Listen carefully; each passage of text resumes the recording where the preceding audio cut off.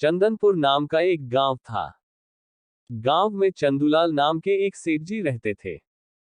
चंदूलाल के पास गांव में एक दुकान थी।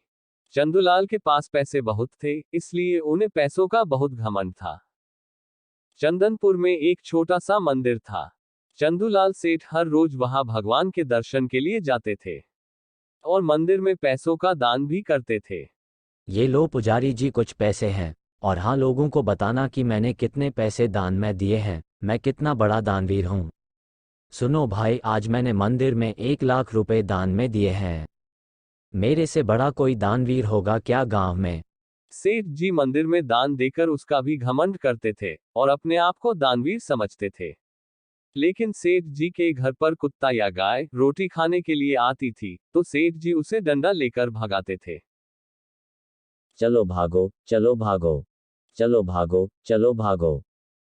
चंदूलाल की दुकान पर कोई गरीब भिखारी भीख मांगने के लिए आता था तो सेठ जी ना जाने कहाँ से आ जाते हो, सुबह सुबह दिन खराब करने के लिए, जाओ यहाँ से, कुछ नहीं है। उसी गांव में माधव नाम का एक किसान रहता था। माधव पूरे दिन खेतों में काम करता था। माधव जब भी खाना खाने के लिए बैठता है वह भगवान को हमेशा याद करता है।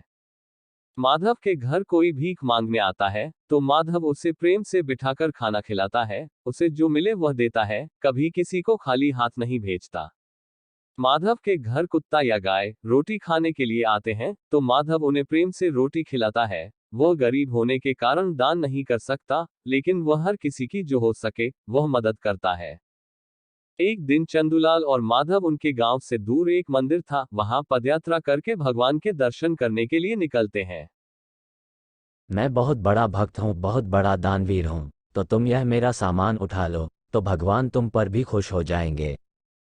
गर्मी के कारण आगे चलकर दोनों को बहुत प्यास लगती है। तब यहाँ जमीन में गड्ढा करो, जरूर पानी निकलेगा, क्योंकि मैं बहुत बड़ा दानवीर हूँ, भगवान मुझे प्यासा नहीं मार सकते। देखा, मैंने कहा था पानी जरूर निकलेगा, मैं बहुत बड़ा भगवान का भक्त हूँ, मेरी वजह से आज तुम्हें भी पानी मिल गया। फिर दोनों पानी पीकर आगे बढ़ते हैं। चारों तरफ रेगिस्तान होने के कारण बहुत गर्मी होती है, तो दोनों भगवान को गर्मी से छुटकारा पाने के लिए प्रार्थना करते हैं। तभी एक बादल उनके ऊपर आता है और उनके साथ साथ चलने लगता है। बादल के छांव में दोनों आगे बढ़ते हैं। देखा, भगवान ने गर्मी से बचाने के लिए मेरे लिए बादल भेजा है। बादल की छांव में दोनों आगे बढ़ते हैं। तभी माधव सामान उठाकर थक जाता है और नीचे बैठ जाता है, तो बादल भी उसी पर रुक जाता है। यह देखकर चंदूलाल को बहुत आश्चर्य होता है।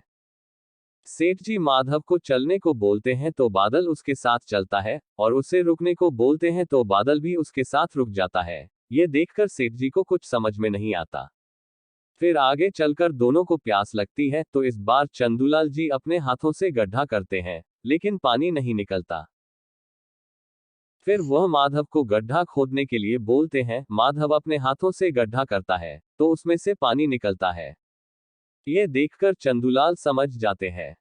कुत्तों को खाना खिलाना, गाय को खाना खिलाना, घर आए उसे खाना खिलाना, उसे घर से खाली हाथ ना भेजना, यही असली दान है।